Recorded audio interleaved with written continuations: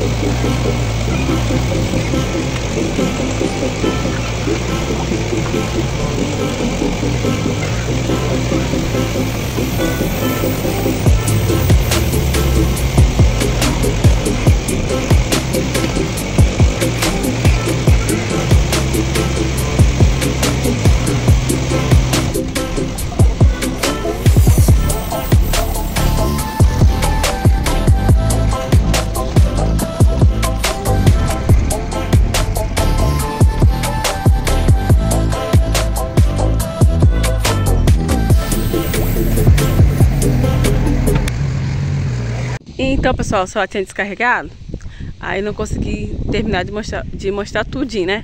Que eu quero deixar um vídeo bem satisfatório. Aí aqui a gente aproveitou, deu uma limpeza boa no terreno. Aí essa parte aqui que não limpou é o terreno do vizinho, né? Como a gente alugou a máquina, a gente esperou fazer a nossa parte e o que desce a gente deu uma abastada do vizinho. A gente abriu 1, 2, 3, 4, 5, 15 sapatas, né? Deu uma limpeza no terreno e abriu 15 sapatas, que aí no caso a gente vai depois acertar tudo, né? As medidas certinhas, mas foi mais para facilitar. Aí aqui nesse lado aqui, ó, deu uma limpeza também e estamos assim, em nome de Jesus. O começo, né, de um sonho. 1, 2, 3. Tem 3 sapatas, que é 6 de cada 3 metros, e daqui a cada 2,5 metros. Para poder, a medida da casa vai ser 6 por 12, 12 por 6, ó. Aí, ó, ficou bem assim, ó. Ficou bem direitinho. Que aí é só mais para dar uma facilitada na hora que o pessoal for fazer a parte manual. Mas olha que diferença que deu, ó. E aí, ó, olha só, vem até aqui o final do nosso terreno. É até aqui, ó. É terminando esse muro aqui da vizinha aqui, ó. Aí ali em cima ali é a casa da minha mãe. Aí aqui é um terreno. Aqui mais um, meio terreno, 5, 5. E aqui o nosso. E estamos assim, ó. E estamos assim. Você que gosta, né, de vídeo de obra, vídeo de construção, fica no canal, deixa o like, comenta e ativa o sininho para não perder os próximos vídeos. Vamos fazendo por etapa e graças a Deus vencemos mais um. Deus abençoe. Tchau.